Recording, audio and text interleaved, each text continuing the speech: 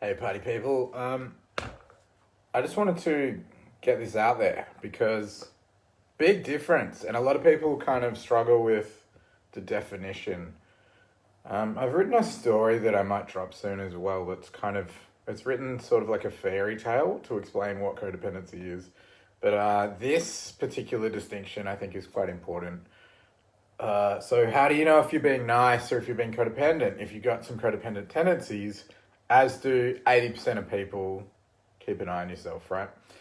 So if you're aware you have codependent tendencies and you're trying to regulate your behavior so you're not falling back into the old dissatisfying patterns, here's a good way of knowing if you're being nice or if you're being codependent, all right? So if you feel resentment or you kind of hate them, that's codependent, okay? If you're just like, I'm giving this because love, cool. I've been doing this thing where I feed the birds and I don't watch the birds enjoying it because I like when the birds enjoy the bread. I like that, so I don't watch that. I just throw it in and I don't look, so I don't get the joy. I'm just giving and I know that it will be received, but it's not for me. I don't derive the pleasure of watching them eat. So I know that that's uncodependent. It's extreme, but I discussed it with my therapist and he said it was a good idea. Anyway, so as a rough guide, if you hate them a little bit, that's codependent. So if someone goes, can you pick up my kids for me? And you're like, no worries. They don't want to enter into a contract where you hate them. Nobody wants anyone to hate them, okay? So don't do it if you hate them a little bit, if there's bitterness and resentment there. Because it's like, can you pick up my kids for me? Like, yes, but I hate you. Sorry, what? I'm going to hate you for at least 2 weeks because I'm not going to tell you. So I'm just going to resent you and not make a big deal out of it because I'm too nice and codependent. But I assume you know I'm busy and you should know that I don't want to pick up your kids, but I'm going to do it anyway, not tell you that I'm busy and just hate you. No one wants to participate in that. Not healthy, not friendly, codependency.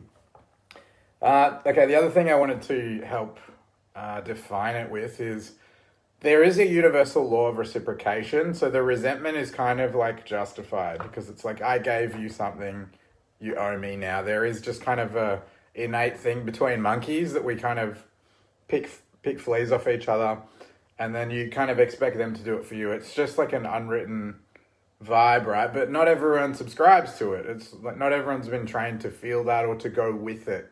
So, sometimes you'll be like, well, I picked up your kids. Why aren't you putting it in perspective and picking up my kids? And it's like, that just didn't occur to them. It didn't emotionally or intellectually show up for them. You can't really hold it against them, right? But the thing is, in the expecting them to reciprocate, there is like a degree of entitlement in there. It's like, well, I've done something for you, so now you're entitled to blah, blah. And like one of the most far-fetched, that's not the right word. One of the most like common knowledge-y, like bullshitty, entitled things is like, just because you buy someone a drink doesn't mean that they have sex with you, all right? It sounds dumb, but there is some like, people resent like, but I bought you several drinks, like, are we not gonna like make out now? There is like a bullshit entitlement there, like, and it's because there's resentment, yeah? The buying the drinks was not done lovingly. It was not done with like, I want you to have a good night. Ta-da, everyone, let's just all have fun, which people do. People who just spend their money, they're like, yeah, let's all have fun. It's giving, yeah? But when you're like, no, I've given to you, so you should give to me. That entitlement, it actually correlates with narcissism. So there's like a narcissistic entitlement, right?